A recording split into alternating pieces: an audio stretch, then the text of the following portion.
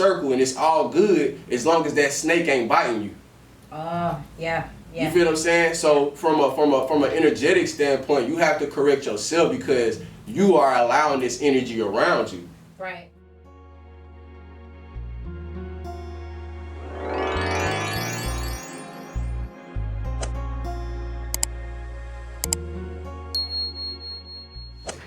And we're back. I gotta adjust my mic, y'all. Y'all know I'm short. I'm short as crap. And I ain't even adjusting my mic. But anyway, so we're back. And for those of you guys that are just tuning in, this is Free Speech from Moett. And of course, I am Moett. You can follow me everywhere on Instagram, Twitter, Snapchat, anything that's anything. That's IamMoett. That's IamMoett. And if you have a topic or anything you would like to discuss, definitely send me a DM, shoot me a text, leave me a voicemail, 678-653-2024. That's 678-653-2024. All right. Now, today we have an interview with Nitro. I'm out of breath like crazy. So let the people know, like, who you are, what you do, and where they can follow you at. All right, so my name is Nitro, Nitro, like nitrogen, the element, the seventh one on the periodic table. What I do, I'm a manager. I do some of everything. I manage, I produce, I'm an artist myself. I'm a philanthropist. I don't like to call myself an activist. I'm a revolutionary, I say. Everybody got their own little things they do or whatever, but I feel like being active is something I already do. I'm really trying to work against the tide and a lot of things is going on, like the common trends and the social norm. So I really consider myself more of a revolutionary. And I'm problem solver at heart. That's my main occupation. Anything to do with problem solving, I'm there. That's me. That's dope. Oh, and then well, you can find me on Instagram at Nitro, Nitro _ FIFA, like the soccer. Yeah, and I'm that on Snapchat too. So. Dope. So how long have you been like in the music industry? How long have you been doing business? I've been in music. I'm 29 now, so I've been doing music since I was professionally. I've been doing music since 16. Okay. So 13 years now. I started off producing, and it's funny because we started like a little group. You know how it is. You're like, all right, I'm gonna rap. You gonna Right. sing. You gonna dance. You know, it was one of them type things. And I was the producer, so I said I'm gonna produce. I didn't know how to engineer. I sucked. So that made me want to buy my own equipment and teach myself how to engineer. And through time, the guys that I was rapping with, their heart wasn't in it the same way my heart was in it. And I decided to take it more serious. Like, let me go ahead and really tap in with this. So I taught myself how to engineer. I taught myself how to rap. I still was teaching myself how to produce. And I had some friends that, one of my friends now, his name is 1K1000, if anybody heard of him. His brother-in-law started a label, or was working on a label with his friends from high school. And they ended up signing like him and some of my other friends. So when they signed them, they was like, bro, we need a producer. And that's how I kind of started being like an interim executive producer. So I was making beats for them and going in the studio, making beats with other folks. And I'm like 16, so I'm getting out of football practice, going to the studio, doing this, doing homework, all that, you know what I'm saying? Then waking up in the morning and going back to school. So that's really how I got my feet wet with music. It pushed me to be very, what's the word I could use? I had to be extremely mature at that age. Right. Because I didn't realize in the initial moment, I didn't realize how valuable I was to the process of being the producer and just kind of having more insight on the ins and the outs versus my peers at that time. They just want to rap, do their thing, you know what I'm saying? So realizing that I was extremely vulnerable, that forced me to really take learning the business a lot more serious. So around 17 or 18, I started really taking it serious. That's when I started releasing my own music, because at that time I felt like my bros, they weren't getting the love they were supposed to be getting from that label. And they didn't know, the ins and outs, so I kind of just spearheaded the whole process. Like, all right, I'm gonna use my career as a template. I'm gonna learn all the ins and outs.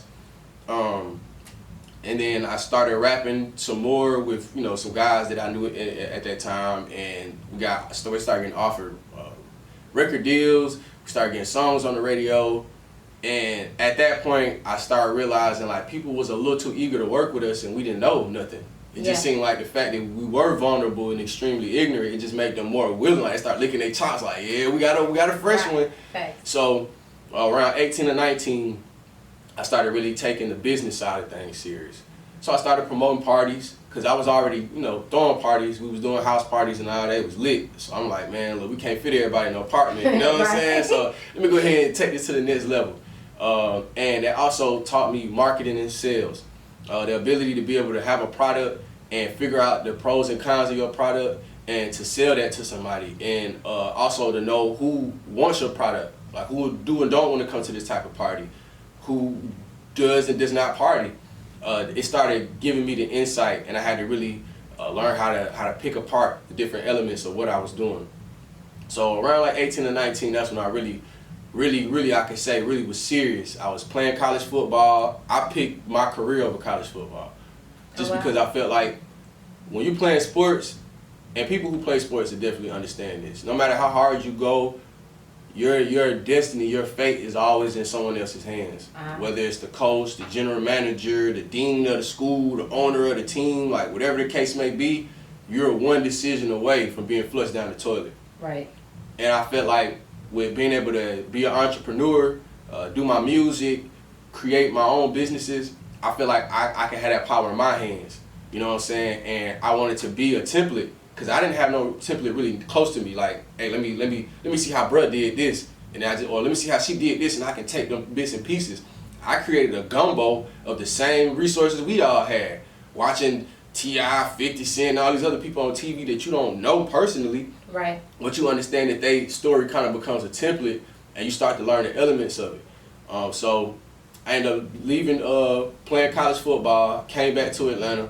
I got in AIU, and there I was going to school for music. I felt like I was being hindered. I felt like I was kind of being capped off at my potential because I would ask my professors like certain questions that they might have felt was advanced because I already knew music. You know what I'm saying? But at this point, I'm like 19, 20. So I've been doing music professionally for about 4 years now. Not to mention I've been making beats since I was 12. You get what I'm saying? I was on FL1, like the first FL studio that dropped. I was on the first one. You know what I'm saying? Wow. So I was above the learning curve versus my peers. And I feel like the professors would tell me like, oh no, you gotta wait till this class. You gotta wait till, I'm like, bro, I'm paying all this money for class now. You telling me you can't answer my question? So it made me really take what I was doing into my own hands. And at that point, I said, all right, me being in the music field already, I don't need to like continue this path where I gotta wait 3 more years to get to the good part. Right. So I changed my major to film. And I started learning how to work the camera, I learned how to edit, I started learning all the ins and outs of film and found out that not only am I a music producer, but I'm also a film producer at heart. Like, I'm a leader, I'm organized, I don't mind hiring and firing people. And as a producer, you hire, fire, you schedule and you budget. Yeah. That's your main thing. So I feel like that really fit into what I was doing. And it also showed me what I needed to know about being a manager in music is that you have to have a willingness to want to help. It has to be in you. You feel what I'm saying? Right. And I was already doing that with many different people on the music scene in the industry. And I felt like I wasn't really rewarding myself for it. Because when these people got accomplishments and got places they were supposed to go, I had nothing to show for it. You see what I'm saying? Yeah, yeah. So being able to make the benefits of what I was doing tangible is what got me into management. To where it's like I can still work on my own thing, but I know if I see somebody hurt or help, I want to help. Yeah. Especially if I know I'm qualified. I don't turn down phase. You know what I'm saying? Right, so right. if I know that's something I can handle, I'm gonna do that. And it really grew into be one of the things to where it's like the universe rewarded me for really making the necessary decisions for my purpose. Because a lot of artists help all these people and then they never get nowhere. And they say, well, why I didn't get nowhere? It's because you didn't set up the paths to be able to reward yourself off of the seeds that you was planting. So this is the way where I could make what I do mutual. People gonna always ask me for help. They're gonna always want to come to me anyway. So why not turn that into a career, something that I can do? And I ain't gotta shift everything else. I can still do my thing, but this is what I do. So if somebody want to come to me for something, I got this hat. I don't have to get distracted from everything else to be able to help them. So that grew into not just the music aspect or entertainment aspect of management, but then it also grew into the corporate aspect, helping people grow their businesses. So a lot of times you see where a person might want to be an artist, but the finance is the issue. Right. And one of the biggest problems in our community is that when it comes to finance, we don't go to banks for money. Facts. You see what I'm saying? Right, we go to the labels for money. And the labels getting their money from the banks. Right. They getting their money from other sources. So we don't even go to the place that's printing it and keeping it because we already just feel like we're unqualified or we're less than or something wrong with us. And I start realizing that the information was rewiring people, recalibrating their whole essence where they're like, dang, this whole time I was hustling backwards. I should have been doing ABC so I could do X, Y, Z. You get what I'm saying? Right. And that problem solving is what got me to where I'm at today, where now everything I do is about finding problems, seeing if I'm capable of solving it. And if I'm not, do I know somebody who can? Can I outsource this? Can I delegate it? And it also taught me that every problem might not need to be solved. So now I start figuring out how to prioritize problems. Time management. What do I need to focus on? What is really important? What is going to change the timeline for myself and other people 5, 10, 20 years from now? Or am I doing something that I might want to quit in the spring? You see what I'm saying? So that's in a nutshell, very compressed nutshell. That's kind of how I got to where I'm at today. That's dope. That is dope. That is a lot, but that is dope. That's an interesting journey. So in regards to that, like I know you mentioned that you were at AIU and you weren't learning the things that you felt like you should have been learning at that time frame and everything like that. Have you thought about like creating like a course or writing books or different things like that to help those people that are maybe in your same situation or could possibly come around and be in your same situation? Definitely. So what I'm doing now is, even in management, I found out that sometimes you as a person might not be able to give the exact help a person needs. Some people are extremely hard to work with. Yeah. So sometimes you just got to kind of put it all together and just slide it to them like, here you go. Do what you want to with this at the pace you want to do it. So what we're doing now is we're compiling everything into an online school. Oh, that's dope. Where if, let's say you're an artist and you need management help, sometimes, most of the time, people have to be educated to know what correct and incorrect help is. And some people are eager, they probably already been blowing money and blowing time elsewhere, so they come to you with a certain type of urgency, but they're mentally not capable of handling the things that they really want to do. Right. So this gives us the ability to kind of kill two birds with one stone. Because I can educate you and I can give you the resources that you need just for an exchange, you feel me, or some bread. And it's not taxing, we ain't gonna be taxing people or nothing like that. You know what I'm saying? It's gonna be extremely affordable and you get to keep all of the resources that you got. So it's gonna come with documents, you get what I'm saying, where you can save these in like split sheets. You'll be able to print out split sheets and understand why they're important. You get what I'm saying? Because a split sheet is pretty much like the title to a song. Right. So most people are scared of paperwork. In our communities, a lot of times we're scared to talk about finance and legalities. Those things are the boogeyman. You get what I'm saying? But yet those are going to help us get to where we need to go. Because word is bond, but everybody's word ain't bond. You get what I'm saying? So being able to have that paperwork is going to protect you. At the same time, we have glamorized being impoverished or being poor while we pour all our value into other people and we get nothing in return. And we make it seem like that's noble. And it's really incorrect. It's a form of self-love to get what you deserve. And it's a form of self-love to keep people around you that's willing to give you what you deserve. So I felt like the best way to solve this problem is to put the tools in people's hands. And then if they still need us as a management agency, we got you. But I ain't playing gatekeeper with the info. It ain't mine. I don't own it. I just got the info and figured out a way for me to do it, how I can help people. But some folk don't need my help. Some folk don't need our help as an entity. So we making these courses where you can log on, do your thing at your pace. Ain't no failing, ain't no I got kept back or you know what I'm saying? You go at your pace. If baby mama or baby daddy tripping and you gotta work that out and come back 3 months later, it's still right there. You get what I'm saying? Right. So it's just really meeting people where they at. That's the biggest thing with this, with these courses. As we start to really pivot into a more progressive type of society, I want to already have things that are waiting for people. Right, that's dope. That's dope. That's really good. So how, I know you said as far as like things getting progressive and different things like that, how important would you say it would be to like predict what's going on, what's going to happen by analyzing what's going on, and how do you prepare yourself for what's coming next? That's extremely important. I feel like that is insight and foresight.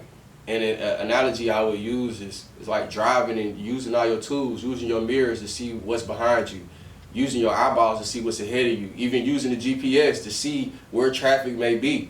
Our ability to gain information, interpret and analyze that information, and then place it correctly is, to me, is wisdom. That's why that's the name of my management company, is because wisdom is not just applied knowledge, but it's applied knowledge correctly. So if you understand that Miss Pearlie been calling the police on everybody for the last 40 years in your neighborhood, having that prerequisite information, also knowing that the police may not be the kindest people in your neighborhood, you can take 2 + 2 and find your foe. Now you can deliberate on how do you want to live in this neighborhood without having Miss Pearlie call 12 on you or having 12 come press you. So for me, in modern times, I feel like the main thing we have to do is really be unbiased and be fair and analyze why things were the way they were. What were the elements of it? And then use something they call cross-referencing, where you see, all right, we might have went through this in this time frame. Who else was going through it in that time frame? Who else is still continuing to go through it? And what are the underlying elements that are the same? And then you start to see, all right, now I have a better understanding of what's going on. Right. Everybody who leave their locker with unlocked, getting their bag stole. So let me put a lock on my locker. Let me at least start there. And then while my belongings is safe, then I can start to find out who's stealing, why they stealing, what I need to do to not get stole from. Mine is just having this lock. Do I need to get a new locker? We're having a hard time understanding our options without understanding first the situation we in, what is and is not an option. Who are our real allies in micro and macro situations. Like I said, labels are in it to make a profit off of their products. Banks are in it to make money off of their money. So if you're going somewhere for an intention or a reason, you need to really be able to analyze your options and know, what am I doing? Like, why is it that some of our favorite artists are getting on camera and screaming and hollering about getting their masters? Owning the same thing that we dancing to and having great moments and baby making to, all of these songs, they don't even own it. Oh wow. You get what I'm saying? And they're doing that because someone else is trying to help them get somewhere. And they saying, well, look, if I'm gonna help you get there, I need skin in the game. So I gotta own the product that you making, so I make sure that you don't run off on me. So we haven't even found safer ways to make this deal, this transaction with people. You get what I'm saying? That's, for instance, it's like saying, all right, well, I want you to build my house, but until you get done building my house, I'm gonna kidnap your children, and they're gonna stay with me. And until that's done, then you get your children back. Oh wow. So imagine you making a song with somebody owning your song your whole life and 75 years after you pass. That's crazy. You get what I'm saying? Yeah. And we've normalized this. We glamorize it to other people. We even talk down on people who's not willing to go down that path. So again, understanding who our allies are, who our enemies are, it's an action. It's an agenda. People pledge their allegiance towards certain outcomes. Some people want us to keep continuing to get into this form of musical slavery. Right. While other people are fighting to at least create your own. Like, I look at it like, do you want to live, like, because now they're saying, would you rather pout in a Maybach? So I'll say, do you want to keep continuing to be a slave with sidewalks and big houses, or would you rather be free in a teepee? Right, right. You get what I'm saying? And it's about how comfortable are we going to build things on our own and start over, or are we going to cry in that Maybach? Because now it's like people are using this against us mentally, where we don't even want our freedom, our liberation, our autonomy, our ability to have self-determination. We don't value that more than we do possessing material things or seeming like we're free. You get what I'm saying? Right. So I think knowing the past is extremely important, but understanding all of that enough to know what are our true options, I feel like is where we struggle. We as a whole, we are really struggling on having an agenda, a direction, because a lot of us don't imagine owning things. Right. Like, we don't imagine creating our own industry where we have say-so over what does and doesn't happen. That's not possible. Just like creating your own police. It's in the rules and the writing that you can govern yourself. You can create committees and boards in your neighborhood and your community that has the ability to work with the Constitution. So whoever is responsible for overseeing the Constitution in your area, you can go to them and say, hey, this is going on. We the people sign this petition. This is what we gonna do. Yeah. We ain't asking for it. We're telling you what we gonna do. So we haven't been able to express that type of freedom on so many avenues and platforms. That's why we act out towards each other. This is why we're controlling in relationships. This is why we're controlling towards our children. This is why we mistreat our friends, because we haven't learned a real true form of self-love and self-liberation. You get what I'm saying? So we projecting a lot of these bad habits on the other people. Right. And now it's becoming our culture. And it's very counterproductive, because how do I stop somebody from harming themselves if them talking about harming themselves and not even correctly doing it? Like, they ain't even hurting themselves for real, but them harming themselves can get them money. I can talk about how much lean has destroyed my organs, and if I make it sound catchy enough, folks gonna eat it up. That's crazy. You get what I'm saying? That's true though. So when we really think about like how we being wired and how this could be used against us, I think this would change a lot of people's mind. Even for me, it got me to even change my diet. Like, this ain't the only reason, but you know what I'm saying, it's just how my mind is. I start thinking, like, imagine if I was sitting in a restaurant and somebody from Tyson's Chicken walked in, and they tell me everything they do to this chicken and how horrible it is, how they don't care about the chicken, all the bad stuff we be seeing on the internet. I started imagining myself hearing all that, but still saying, I feel it, but I'm gonna still eat it because it shows good. That's crazy. And it made me feel crazy, like that's like being addicted. That's literally like being a junkie, where somebody can tell you how bad something is, and you look them dead in their eyes and say, but it surely is good. Right. So if we really look at what's going on to us, like, where are we gonna draw this line where enough is enough? Like, I know you poisoning me. I know you doing this, but I'ma still do it anyway. Like how bro was on the Matrix. I know this steak fake, but I'ma still eat it. It's like that's how we kind of getting did, and I don't want nothing to be a weakness to me to where I can't go without eating chicken. Yeah. You know what I'm saying? I can't go without doing this, and then if I have an enemy that knows this, where you think they gonna go? Right. Right. Where would they go if they know he can't stop watching football? No matter what happens, he can't stop. And I love football. But if I had an enemy and they felt that way about me, they would use these same things to work against me. Right. So I feel like if we really start to make the mental adjustments, things could change overnight. It's just extremely hard to break comfort. And you got to train yourself to be comfortable in uncomfortable situations. Right, right.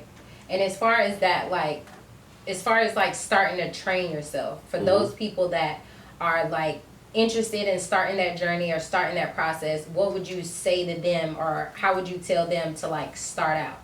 Because I know you said that things can happen overnight, but for some people it does take time. You gotta take time, and you gotta practice, until you're at the place where you basically like baby steps, and then you're able to be able to walk. So what would you say to them as far as like starting their journey in that area? The first step is acceptance.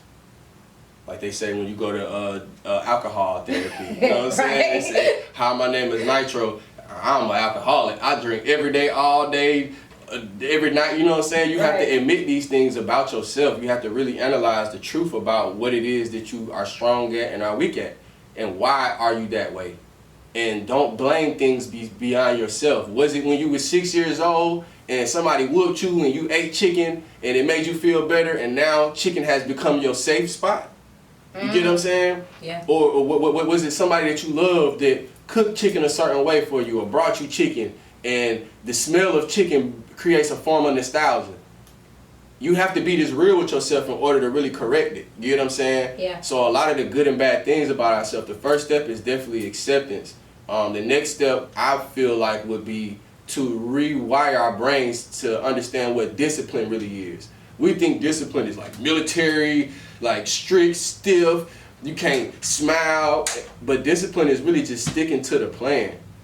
You get what I'm saying? Yeah. Discipline is when you tell yourself, I'm a work out at 8 o'clock. Discipline is denying all of the temptations of things that will allow you to not work out. I'm not saying if something important come up that you don't pivot and deviate, because you still have to be flexible. But at the same time, discipline is knowing that if I know that the math of this ain't mathing for me to really be progressive, let me not do that. Right. Discipline is like how tired of you, like how tired of failing are you? And being your own reason on why you fail. Like how tired are you getting in your own way? You feel me? If you're really tired of that, then you'll just tighten up and buckle down and do what you want because you trust the process. Right. You get what I'm saying? So I think that's our biggest thing is want to have our cake and eat it too. You know what I'm saying? We talk about that even when it comes to the male on female interactions. Like we want things that basically a lot of times when it comes to people's personalities, we will accept certain flaws that we know are counterintuitive of what it is that we want around us. Right. But because we still kind of give in to our lower self, we'll say, well, I know this person might steal from me, but because they could potentially steal for me, I'm going to keep them around. That's crazy. I mean, think about how common it is, though. Everybody, like we were just talking about this earlier, everybody got a scammer in their circle. Everybody got a finesser in their circle, and it's all good as long as that snake ain't biting you. Yeah. You feel what I'm saying? So from an energetic standpoint, you have to correct yourself because you are allowing this energy around you. Right. So whether it's biting you or not, from a formula, the math of it is you can't say you won't let this around you. You can't say that you love your peace that much if you allow somebody around you that attain it. Yeah. You get what I'm saying? Yeah. So a lot of times the rewiring of ourself is really demanding our peace, controlling our environment. Like how bad do you really want that peace? How bad do you want serenity?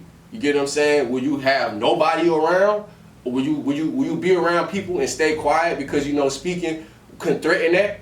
Right. You get what I'm saying? It's that's where the discipline comes in. Where it's I want it that bad. I want my peace so bad, I cut off my friend for 20 years because they ain't trying to better themselves. Right. Because, bro, I love you so much. And you cap it to yourself. You don't even want yourself to get the best part of yourself to come out. So I got to cut you out because now you're a liability to me. You become a liability to yourself. And now I'll start punishing myself and getting angry and mad because you're not doing what you're supposed to do. Now when you going to jail, I'm mad, talking about F12, free the game. Now I'm sending you all this money and you ain't made an conscious decision to change your own path. Now I'm enabling you and making you feel like you got a safety net every time you crash out. Right. So when I'ma love me and love you enough to be like, nah, bruh, hey, don't call my phone until you really get right, bruh. If I can't bring you in no business meeting with me, I can't say you really my friend. Right. Because subconsciously you're a liability. And I'm real enough to tell you, like, hey, if you don't get your mind right, you're like everybody around me. I would tell you that. If you don't get your mind, if you keep thinking like this, you're a liability to what we doing because you don't see the real picture. Facts. You get what I'm saying? And that's being a real friend. I ain't gonna cut none of that with you. Hey, this what it is, this what it ain't. I'm trying to be my best self. Right. So you ain't trying to be your best self, bro, don't come around me because I'm going to hold you accountable and I expect you to do the same to me. Right. So it's those type of things to where self-love is the biggest thing, and we have to really start to make our visions tangible. What is freedom? What is liberation? What is financial freedom? What is love? Most people can't describe it or define it. They can describe it, but they can't define it. To me, love is positive progress. So when I say love, and I'm talking about love, and this person ain't loving it, that's what I mean. I ain't talking about no intimate and none of that. Positive progress. When I pour water on a seed, it grows. That's love. Right. You feel me? You put a jacket on and you cold, and it warm you up, that's love. It's positive progress. It's getting me to where I want to go in a positive way. Because there's negative progress too. Right. We call it deterioration or destruction. I don't want that. I'm straight on that. Yeah. You feel me? So being able to really define the things that we want and stand on it, I think is where you start that path at, because this is when you start your self-correction. You feel me? Where you say, I've been doing all these bad habits. Yeah, I might have inherited it from here, or it might be learned behavior from there, but I chose for it to be cool eventually. I had to. You could be anything in the world. We've seen nerds. People don't want to be nerds. You feel me? Right. We've seen grandmas with morals. A lot of women don't want to be that. We've seen the grandfathers that left all the fun alone and take care of their family. Right. The men don't want to be that. You feel me? So wherever your formula and your actions gonna take you, bruh, you can tell yourself whatever you want to, but if you cannot be real with yourself, then that's where that friction is gonna start happening. This is why we have a lot of bipolar, schizophrenia, mental illnesses, because we're fighting reality. We're not living in reality in this other world that we living in. We making that like it's reality, like it's real, and it's not. You get what I'm saying? It's a total what they call alternative facts. You know what I'm saying? It's a totally different world. And the start of that is when you start to see things around you. Most of us see it with our food, the religion, the politics, entertainment, but just knowing ain't enough. Like, what are you going to actually do to make that change? And that literally is the start. I ain't going to catch it. There's not no real script of tap your head on the ground, hold this crystal, drink this special elixir, say this chant and this mantra. All of that is cap, because that's the byproduct of a thought. And it all starts in thought. So if anybody telling you to change your thoughts first, they tripping. Or as we say, they trim. You know what I'm saying? You got to start in your mind first. You got to change your heart. You got to change how you think. You got to change how you perceive things. You feel what I'm saying? Right. Like they say, some people either gonna say the glass is half empty or half full. Right. That is real. That is so real. You know how many times you look for like your glasses, your phone, your wallet, your keys, and your perception allows you to not see what's going on the whole time they're right there. Yeah. So once we really understand that a lot of the power lies within us and our perception, we'll stop giving away so much power to this group. Or, the pale skin's doing it, 12 doing it, the government doing it. Bruh, most of the murders you see is people look like you. So it's literally our reflection that's hurting us right now. Our inability to love self, whether it's us being self or myself. My inability to love self is causing all of this to go out of harmony. So once we take that type of accountability, that's why I say it can change overnight. It might not literally be the next day, but by the time you realize the change happened, you don't put in so much work. You're like, dang, I ain't even me no more. Like, bro, I don't want to kick it with y'all on the block no more, bro. Facts.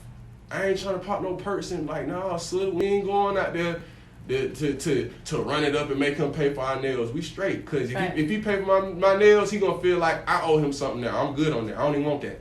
Yep. See, that's where we're scared to get to, because it demands our greatness consistently.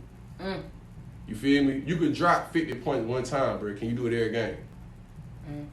You feel what I'm saying? Yeah. We're scared of that because we're scared to be great. And I really don't think it's our fault. I think a lot of this is learned behavior. I don't think people are naturally programmed by DNA to be scared to be their best selves. I feel like it's like giving a dog a treat for biting people.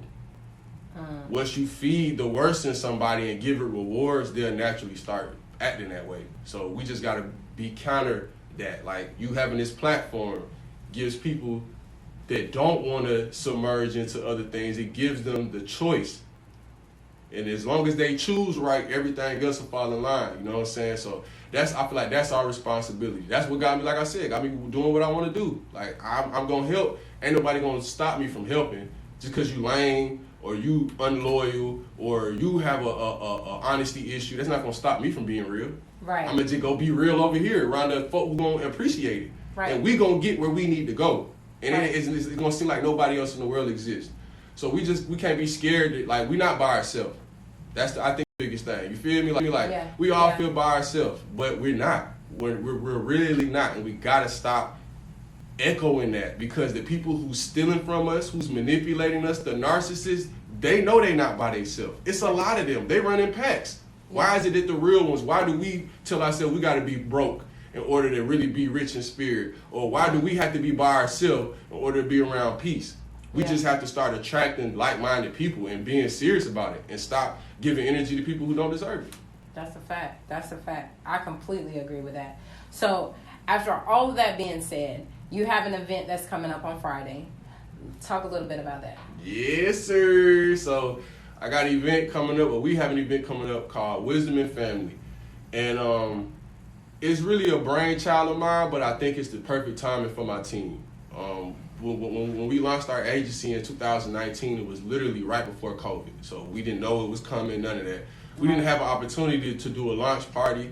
We were still building and bringing everything together. So this is kind of our first launch party where people get introduced to our brand. Like everything we talk about now is what we stand for.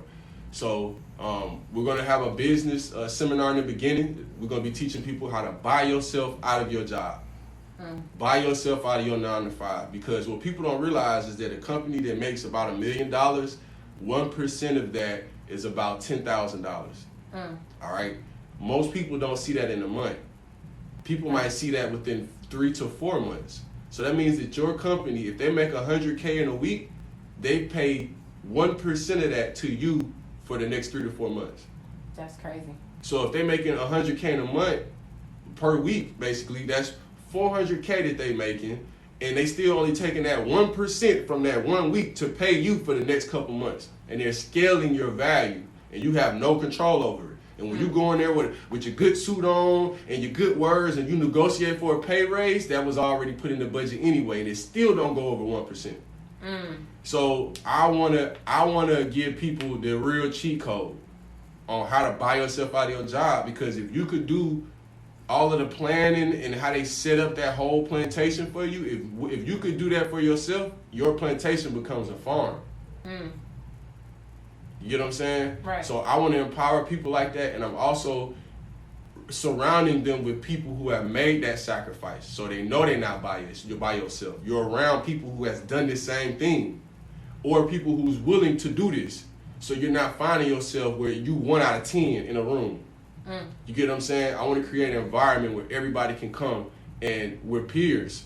Regardless if you made $1 million last year or you just had 1 million ideas last year, we all peers because we all started in the same place. So that event is this 14th. It's at Genesis Atlanta Studio. That is in East Atlanta. So we're doing $10 general admission, and we're doing $20 BYOB. So if you want to pull up, bring your own little juice or whatever, I ain't tripping. Whatever you got to do to get in your comfort zone to get this info, come get it, because there's no more excuses now, especially when people are willing to give it. I don't see people blow $400-500 on one bottle that's $30 in a liquor store. So I don't feel like $10 to $20, and I'm letting you bring your own drink. Right. I don't think that's a lot, you know what I'm saying? So, yeah, that's the whole thing, man. We're going to have fun. We got a concert at the end. A lot of the artists that's in my circle and on our roster, they're going to be performing to let people see we can still have fun. We can still be expressive. We just got to really be conscious about how we doing it and how it affects others. So I want to be able to display people who have went through that process as well. And just give people that motivation. It's the 14th, so by the time everybody wake up on the 15th, I want that to be a whole new life. Right. A whole new everything, you know what I'm saying? So, right. So yeah, that's the event. Okay. So one last question. If you could go back and talk to your younger self, like before the ideas, before the music, before everything, what would you say to you? Hold on, I gotta adjust my... And this may be very controversial, but like I said, I'm a revolutionary, so I'm going to say this, and then you're going to hear me say it again. If I could talk to my younger self, I would have told me before I go seek the world, learn my genealogy. Learn where I'm from. Don't let nobody else tell me who I am and where I'm from. We got taught since we were jits where we come from and where our families were from and what their stories were, and we never listened to our own family. We don't eat for our blood type because we don't know ourselves. So I would have did my family research a lot younger to learn who I am and where I come from. And I felt like that would have gave me all of the prerequisites internally, the tools that I needed to be able to combat this world, to really know myself. Because most of us don't know our great-great-great-grandmother's or father's name. And it's a void that we really have. where we have anger issues, we have attention issues, we have what they call it when people abandonment issues. We have all of these issues because these are things that we carried with us generations ago, that we still deal with to this day. So it's not anything business related. It's more of character. Character is everything. So if I could have got to be the person who I am today, back then, knowing all the things I went through was more character based than skill based, I would have pushed myself to want to find that information, because this whole time that's what I was missing. Yeah. I was told that I was Negro, black, and colored, and that my family come from some boats from Africa. They didn't tell me what nation, what tribe, what their name was, what their languages was, but they had all this other info that they could tell me. Right. And tell me before I even told them who I was. So I realized when I got older how that programs our mind to think. Because we start telling ourselves what is and ain't us, and we don't allow ourselves to actually be. So that's the main thing I would have did. I would have did my genealogy first and honored my ancestors. That's dope. That's dope. That's deep. I've never heard an answer like that. That's awesome. So last thing, I'm going to step away, but let the people know about the event Friday. Let people know whatever you have coming up, where they can find you at, what all you do, and all of that good stuff. For sure. So again, it's Nitro. Excuse me. If y'all want to get tickets to the event, you can go to atlr.com/events/wisdom N, the letter N, family. All right. Also, if you want to get the link real quick, it was .html after that too. So if you want to get the actual link and you want to do the quick way, go to Wisdom ATL. So it's WZDM ATL on Instagram, and the link is in the bio. Also, if you go to my page and you go to NITRO, that's Nitro_FIFA, you can go to the link in my page, and I also had the tickets there. Again, they $10 for general admission, $20 for BYOB. We got the seminar in the beginning. I'm gonna be teaching y'all how to buy yourself out these slave jobs. All right. I'm gonna also have a special guest come. So I'm gonna have some interviews. Moett gonna be up there dropping that fire for y'all. You know what I'm saying? So if y'all support her, also come out and get some tickets, man. And like I said, get around your peers. If you feel like you're a boss or you're a boss in the training, these are the events for us. This ain't meant for the person who want to use their looks and they chains and all that to navigate around this field. This is where we want to give people their flowers for really being who they are. So again, make sure y'all there October 14th. It started at 8 o'clock at Genesis ATL or Genesis Atlanta. Y'all can look that up on Google. You know what I'm saying? Just tap in with what we got going on. Like, we got a nonprofit. It's called Powerful Improvements for Education. And we also, the acronym is PI. And then we also have another nonprofit called Build the City Initiative. And we do mentor and tutoring for the youth and skill training and entrepreneurship for adults. We get grants. We have a lot of big partners that we work with to help us facilitate this. We've helped over 200 to 300 children learn how to read, write, and we've taught them STEM and STEAM curriculum. So we do this. We ain't just out here talking. Now we just feel like because we've done the work, it's time to go public with it and draw in more like minds to get more support, because we built the foundation. You know what I'm saying? We got the house there. We got the furniture. We just need y'all to come in and kick y'all feet up and enjoy it. So again, man, appreciate Moett for bringing me here. We've been trying to do this forever, y'all. Like, real talk, you know what I'm saying? This is a long time coming, but everything worked the way it's supposed to, on purpose, on time, and for a reason. So I'm honored that, have her let me and my team in here, and, just even going on this journey with us, man. Like she's extremely inspirational. Just to know what she went through and how she persevered through a lot. Like, it show you. You know what I'm saying? And where you really put your heart and your mind to things, everything gonna fall in line the way it's supposed to. So I feel like me coming up here is just really giving her flowers. It ain't about me. You know what I'm saying? It's like I want to be here, be able to talk to all y'all at this time. If it wasn't for her. So again, don't worry about us. If y'all support her, man, come see her Friday. We gonna be doing the same thing. She gonna be up there telling us how she planned to take over the world and how she became the great person she is. And you never know, somebody in that crowd might be on that stage the next time. So, that's it. With that, I say peace, y'all.